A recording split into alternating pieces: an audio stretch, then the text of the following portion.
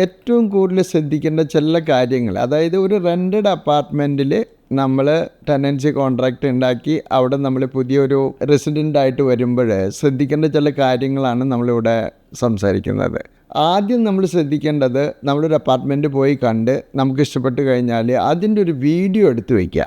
Video എടുത്ത് വെച്ചതിന് ശേഷം നമ്മൾ ആ ലാൻഡ് ലോർഡിനോട് പറയും, എനിക്ക് ഇന്ന ചേഞ്ചസ് വേണം, എന്താണ് നിങ്ങളുടെ റിക്വയർമെൻറ്റ് എന്നുള്ളത് പറയുക. അപ്പോൾ അവർ ചെയ്തു തരാമെന്ന് സമ്മതിക്കും. പക്ഷേ ചില സമയത്ത് അവർ ഡിലേ ആക്കി നമ്മൾ കോൺട്രാക്റ്റ് ചെയ്തു, നമ്മൾ റെൻറ്റ് ചാലും ആവും, പിന്നീട് അവരായി ചെയ്തു തരില്ല. ഒരു പക്ഷേ നമ്മൾ ആ സിറ്റുവേഷനൊക്കെ ആയിട്ട് അഡ്ജസ്റ്റ് ചെയ്ത് പോവും. പിന്നീട് ഒരു സമയത്ത് നമ്മൾ വെക്കേറ്റ് ചെയ്യുന്ന സമയത്ത് ഇതെല്ലാം അവർ നമ്മുടെ ഡെപ്പോസിറ്റിൽ നിന്ന് ക്ലെയിം ചെയ്യാനുള്ള സാധ്യതകളുണ്ട്.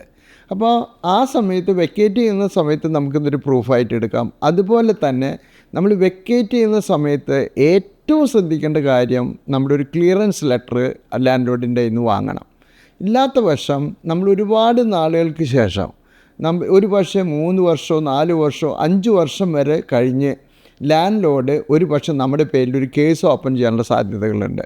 നമ്മൾ റെൻ്റ് എല്ലാം കൊടുത്തിട്ടുണ്ടായിരിക്കും, പക്ഷേ എന്നിരുന്നാലും ക്ലിയറൻസ് ലെറ്റർ ഇല്ലാത്തതുകൊണ്ട് എന്നാണ് ലാൻഡ് ലോർഡ് കേസ് ഓപ്പൺ ചെയ്യണമെന്ന് വെച്ചാൽ ആ ഡേറ്റ് വരെയുള്ള റെൻറ്റ് കൊടുക്കാൻ നമ്മൾ ബാധ്യസ്ഥരായിരിക്കും. അതുപോലെ തന്നെ മെയിൻ്റനൻസ് ഫീ നമ്മൾ കൊടുക്കേണ്ടി വരും. അടുത്ത ഇടയ്ക്കായിട്ട് ചില കേസുകൾ വന്നത് വെറും 5,000 ദിറംസ് മാത്രം ബാക്കി നിൽക്കെ, ഈവൻ ഡെപ്പോസിറ്റ് അവിടെ ഉണ്ട്, എന്നിട്ട് പോലും 3 വർഷത്തിന് ശേഷം 1,00,000 ദിറംസിനാണ് അവർ കേസ് ഓപ്പൺ ചെയ്തത്. അതായത് 3 വർഷത്തെ റെൻറ്റ് ക്ലെയിം ചെയ്തുകൊണ്ട് കേസ് വരുന്നു. ഒരു കാരണവശാലും നമുക്ക് അതിൽ നിന്ന് എസ്കേപ്പ് ചെയ്യാൻ പറ്റില്ല. കാരണം ടെനൻസി കോൺട്രാക്റ്റ് പ്രകാരം നമ്മൾ ഈവൻ അവരുടെ കയ്യിൽ ചെക്ക് ഇല്ലെങ്കിൽ തന്നെ അവർക്ക് ഈ കോൺട്രാക്റ്റ് വെച്ചുകൊണ്ട് നമ്മുടെ പേരിൽ കേസ് ഓപ്പൺ ചെയ്യാൻ സാധിക്കും.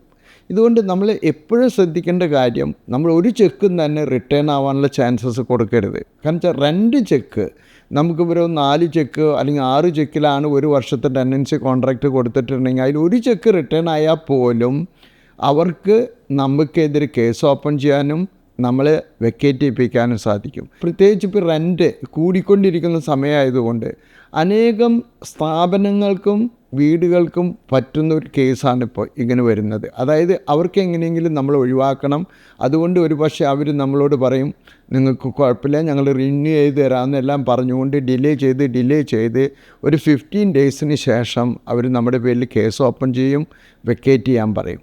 വിതിൻ 1 വീക്കിനുള്ളിലൊന്നും റിന്യൂ ചെയ്തിരുന്നില്ലെങ്കിൽ തീർച്ചയായിട്ടും നിങ്ങൾ മുനിസിപ്പാലിറ്റി കോൺടാക്റ്റ് ചെയ്യുക. മുനിസിപ്പാലിറ്റിൻ്റെ അതിൻ്റെ മുന്നത്തെ കൊല്ലം എങ്ങനെയാണ് നിങ്ങൾ ചെക്ക് കൊടുത്തിരുന്നത്, 6 ചെക്കാണോ 4 ചെക്കാണോ എന്തായിരുന്നു റെൻറ്റ് എന്ന് വെച്ചാൽ ആ എമൗണ്ട് മുനിസിപ്പാലിറ്റിയിൽ പോയി അത്രയും ചെക്കുകൾ സബ്മിറ്റ് ചെയ്യുക, എൻ്റെ കോൺട്രാക്റ്റ് റിന്യൂ ചെയ്ത് തരുന്നില്ല എന്ന് പറയാം. പക്ഷേ എപ്പോഴും നമ്മൾ ശ്രദ്ധിക്കേണ്ടത് അതെല്ലാം നമ്മൾ റൈറ്റിങ്ങിലാക്കുക. അപ്പോൾ നമ്മൾ റിയൽ എസ്റ്റേറ്റുകാരോടോ അല്ലെങ്കിൽ ലാൻഡ് ലോർഡിനോടോ റിന്യൂ ചെയ്യണം എന്ന് ആവശ്യപ്പെടുന്നത് പോലും നമ്മൾ റൈറ്റിങ്ങിലായിരിക്കുക. അപ്പോൾ നമുക്ക് ആ പ്രൂഫോട് കൂടി മുനിസിപ്പാലിറ്റിയിൽ പോവാം, അല്ലെങ്കിൽ റെൻറ്റ് ഡിസ്പ്യൂട്ട് കമ്മിറ്റിയിൽ പോയി നമുക്ക് അവിടെ കൊടുത്തു കഴിഞ്ഞാൽ അവർ തന്നെ ആ ലാൻഡ് ലോർഡിനെയോ അല്ലെങ്കിൽ റിയൽ എസ്റ്റേറ്റിനെയോ കോൺടാക്റ്റ് ചെയ്ത് അവരോട് കോൺട്രാക്റ്റ് പുതുക്കി കൊടുക്കാൻ പറയും.